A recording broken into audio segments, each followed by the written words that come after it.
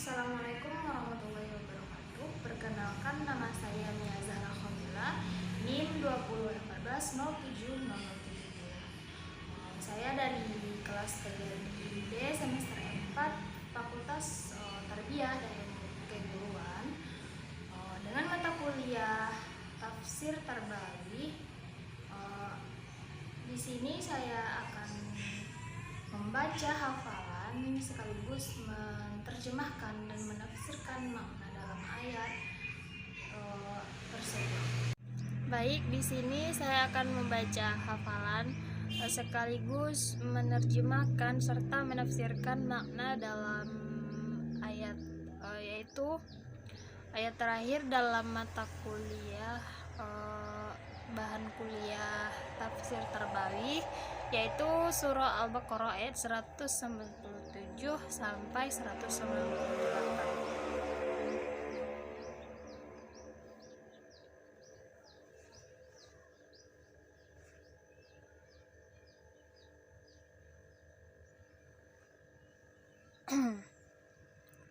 A'udzu billahi minasyaitonir rajim. Bismillahirrahmanirrahim. Al-hajju ashhurum ma'lumatun faman farada fihinnal hajj fala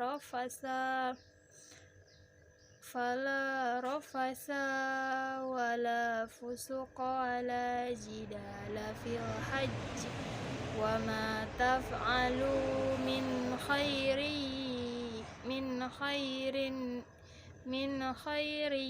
ya'lamhu Allah wa tazawwadu fa inna khairaz zadi taqwa wattaquni ya ulil albab.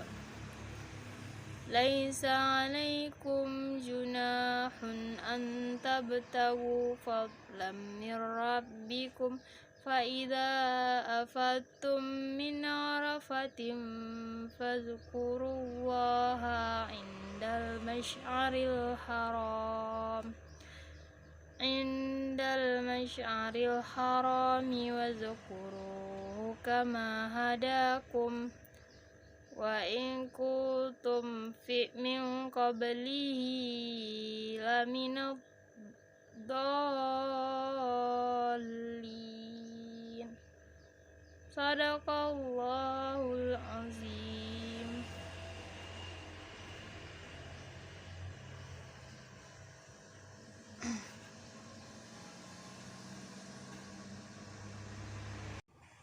Baik, sekarang mari kita artikan ayat surah Al-Baqarah ayat 197 dan 198 ini dimulai dari arti perkatanya, yaitu al-hajju ashhurum ma'lumatum faman farada fihinnal hajj.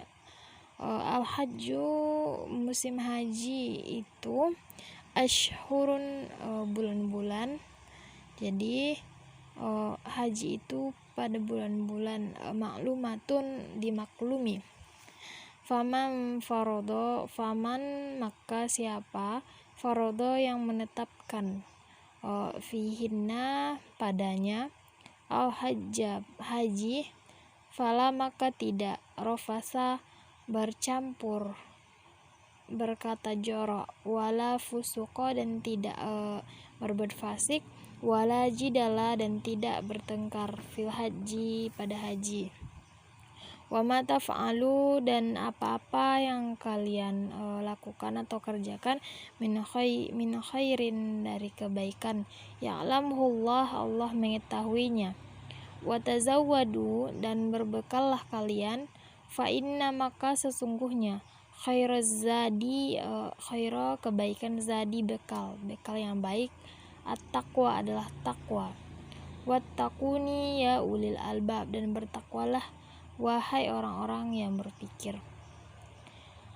Laisa alaikum, laisa tidak ada, alaikum atas kamu junahun dosa antabtagu kalian mencuri fadlan karunia min rabbikum dari Tuhan kamu fa idza afattum maka apabila kalian telah bertolak min arafatin dari Arafah fadzukurullah maka berzikirlah kepada Allah indal masy'aril haram ketika di masy'aril haram wazkuruhu berzikirlah padanya kama hadakum sebagaimana telah memberi petunjuk pada kalian wa in kuntum dan jika kalian min qablihi dari sebelumnya laminad dallin sungguh termasuk orang-orang yang sesat. Maka ayat ini dapat kita artikan secara keseluruhan haji itu ada dalam beberapa bulan yang telah diketahui, maka saja yang mewajibkan padanya haji yaitu dengan ihram. Maka janganlah ia melakukan rafas atau berkata kotor dan jangan dia berbuat kefasikan yaitu maksiat dan tidak boleh dia berjidal di dalam haji.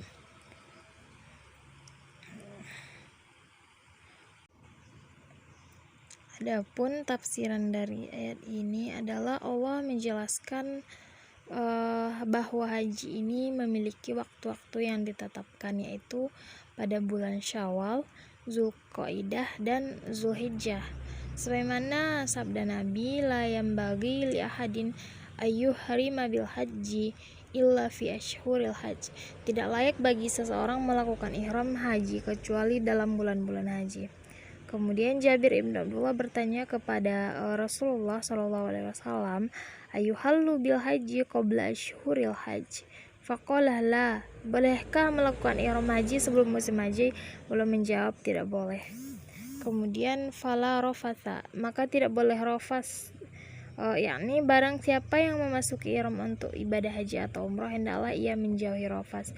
Yang dimaksud rafas di sini adalah bersetubuh seperti pengertiannya yang terkandung dalam firman Allah, auhilla lakum lailatas syami rafasu ila nisaikum. Dihalalkan bagi kalian pada malam hari berpuasa bercampur dengan istri-istri kalian. Kemudian diharamkan juga melakukan hal-hal yang menjurus ke arahnya seperti berpelukan dan berciuman serta lain-lainnya yang semisal juga diharamkan membicarakan hal-hal tersebut di hadapan kaum wanita. Kemudian Atta ibnu Abu Rabah mengatakan bahwa rafas artinya persetubuhan dan yang lebih rendah daripada itu berupa perkataan yang jorok. Hal yang sama dikatakan pula oleh Amr ibnu Dinar. Atau mengatakan bahwa orang-orang Arab tidak menyukai ungkapan irabah yang artinya kata-kata sindiran ke arah persetubuhan. Hal ini hukumnya haram. Kemudian Taus mengatakan rafas ialah bila seorang laki-laki berkata kepada istrinya, apabila kamu telah bertahalul niscaya aku akan menggaulimu. Hal yang sama dikatakan pula oleh Abu Haliyah. Kemudian yang dilarang dalam haji di sini wala fusuq dan tidak boleh berbuat fasik. Fusuq ditafsirkan sebagai berikut. Yang pertama segala macam kemaksiatan, yang kedua kemaksiatan saat ibadah haji, kemudian yang ketiga mencela seseorang muslim, kemudian selanjutnya menyembelih untuk berhala, kemudian memberi gelaran yang buruk kepada orang lain. Di antara 4 bulan ini merupakan bermakna kezaliman di luar bulan haram, tapi dosanya dilipat gandakan. Kemudian selanjutnya wala jidala fil haji, dan tidak boleh berbantah-bantahan dalam haji. Makna yang dimaksud dengan al-jidal ialah bila kamu membantah saudaramu hingga kamu buat dia marah karenanya. Wa ma tafa'alu min khairi ya'lamhullah, dan apa yang kalian kerjakan berupa kebaikan niscaya Allah mengetahuinya. Bekal ini selain untuk berangkat haji juga bekal untuk keluarga karena mereka akan ditinggalkan cukup lama. Kemudian wa tazawwadu fa inna khairaz zadi taqwa, berbekallah dan sesungguhnya sebaik-baik bekal adalah takwa. Selanjutnya sambungan ayatnya warisan liwalibasut taqwa dzalika khair, dan pakaian indah untuk perhiasan dan pakaian takwa itu yang paling baik. Di sini takwa akan memberi kebaikan kepada keturunan. Kemudian Selanjutnya adalah wattaquni ya ulil albab, dan bertakwalah kepadaku hai orang-orang yang berakal. Ayat ini menjelaskan ayat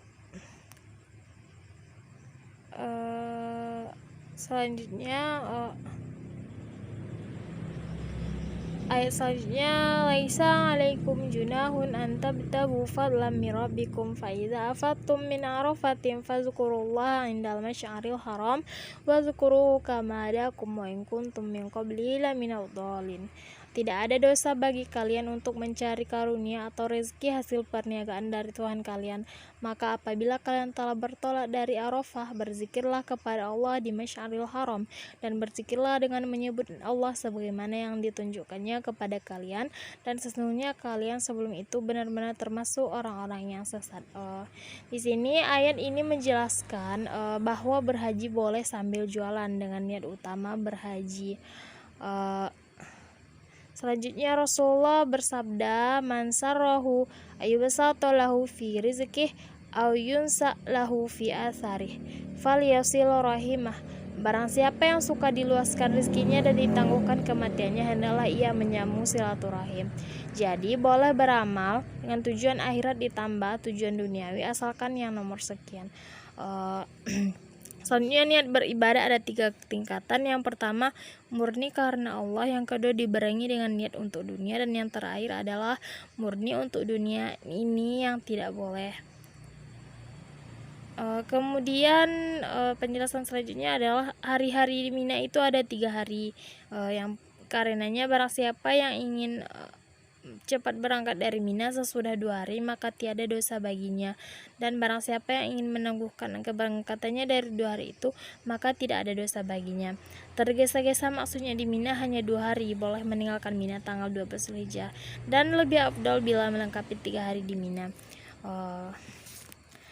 Kemudian selanjutnya adalah kesimpulan dari penafsiran surah Al-Baqarah 197 sampai 198 ini adalah ibadah haji ini dilaksanakan di bulan-bulan yang sudah dimaklumi, yaitu ada 3 bulan yang ditetapkan ibadah haji boleh dilakukan pada bulan tersebut. Yang pertama adalah bulan Syawal, yang kedua bulan Zulqa'dah, yaitu yang ketiga adalah pada tanggal 9 Zulhijjah, yaitu ditambah malam ke-10, malam Idul Adha. Kemudian selanjutnya yang sudah ditentukan waktunya seperti wukuf di Arafah, tidak boleh sebelum 9 Zulhijjah, tidak boleh setelah terbit fajar tanggal 10 Zulhijjah. Kemudian ada juga larangan-larangan yang dilarang dalam haji. Yang pertama adalah rafas. Maksud rafas di sini adalah bersentuh tubuh ataupun yang mendekati kepadanya seperti bercumbu, berpelukan, dan lain sebagainya. Kemudian fasik, yaitu ucapan dan perbuatan yang melanggar norma susila dan agama. Kemudian yang ketiga yang dilarang adalah jidal, yaitu perbandingan atau perbantahan yang mengakibatkan permusuhan. Kemudian dalam ayat ini juga kita disuruh untuk berbekal, yaitu baik berbekal materi, berbekal mental rohani, spiritual, ilmu pengetahuan, dan bekal yang paling baik adalah bekal takwa. Kemudian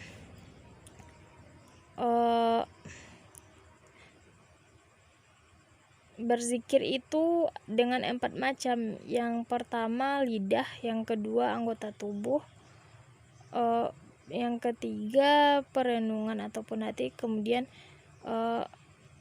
dan yang terakhir adalah hati. Mungkin cukup sekian penjelasan yang dapat saya sampaikan, kurang lebihnya saya mohon maaf.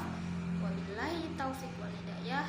Wassalamualaikum warahmatullahi wabarakatuh.